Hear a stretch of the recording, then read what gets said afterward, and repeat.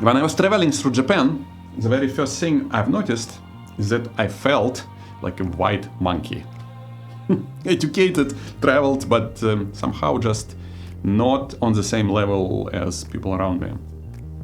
Second thing, especially if you're a longevity geek and care about aging, is how many people in their 80s are rounded about, just walking, biking, shopping, selling, working, basically living a full life in their 80s, unlike in Boston where I live. There are multiple reasons for that noted by the researchers, but the most interesting and, pun intended, meaningful is Ikigai, a reason for being.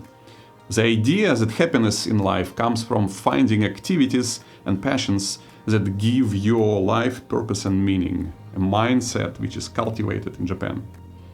And because I was so impressed by what I saw on that trip, I came back and manually constructed myself an Ikigai, and after that every day got an extra, sparkle.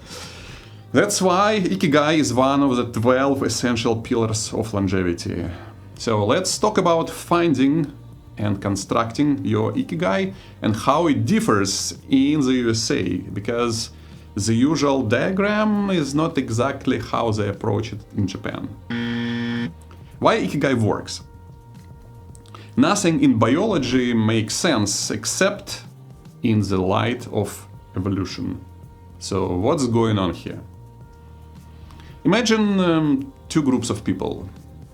In one group, people don't care much about each other and are just very selfish.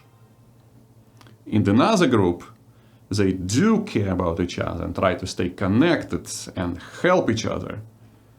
Which group is going to survive? When you're good to evolution, when you're good to mama evolution, evolution is good to you. When you help other people, you are rewarded with happy hormones and a longer life. So you can keep doing it and help your group to spread. The list of studied benefits is quite impressive. It improves heart health, brain health, frailty, all-cause mortality, and even reduces inflammation markers.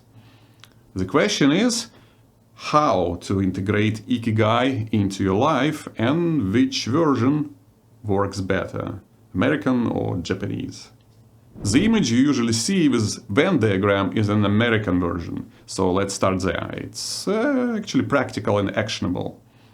It's an intersection of what you love, what you're good at, what the world needs, and what you can be paid for. And if you can figure out this puzzle out, the bullseye contains your life purpose, Ikigai. This approach is valuable if you want some structure, clarity, and some sense of progress, and might be especially useful if you're like on a career crossroad or craving more intentional life. So how do you implement it? First, you need to reflect. Set aside time and answer 4 prompts honestly. It might feel like homework, but writing things down really helps you to focus your mind. Plus, you can revisit and re-edit your notes later. So use a journal or Google Drive to list all the things from 4 fields and look for overlaps. And they can be fuzzy. Quite often when you invest time and effort into any activity, you start to love doing it more, because it becomes your new identity. And the more you do it, the more professional you get, which leads to higher payout. If you're doing something useful, obviously, for some other people, you get paid for the value. But you have to experiment. Ikigai is not set in stone. Some things always change. Let's say I'm still in love with Lord of the Rings, but Pokemon tattoo doesn't look as sexy as it used to.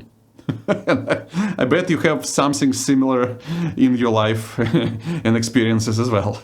So the key is to never stop and experiment and dive into new things that sit at the crossroads of your answers. And do that on a regular basis. You need to iterate, revisit your answers every 5 years or so and see how it works out. Lately it's been my favorite question actually. How does it work for you? And you can ask that question of other people and, most importantly, of yourself. Now, in Japan, Ikigai is slightly different. It's not a worksheet of success. It doesn't have, crucially, get paid for monetization slice, which was invented like in 2011 by Spanish blogger Andres Zuzunaga. And poof, went viral. But if you share this video, we will hopefully undo some damage. Because that money part makes a world of difference. It removes all the pressure to succeed and opens up much wider field of possibilities.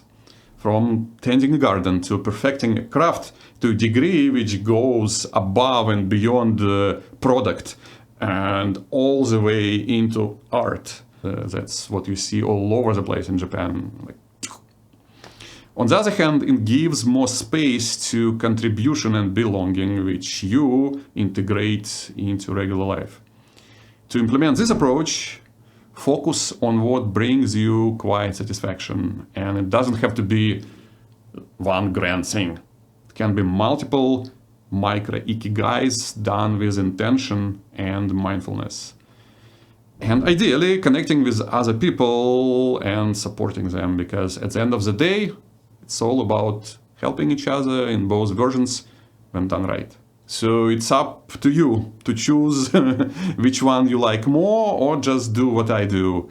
A blend of both in the form of non-profit or volunteering. But to start, the Japanese exercise for Ikigai is to list 3 small things that make tomorrow worth waking up for. And you can do that before bed, or even better, right now.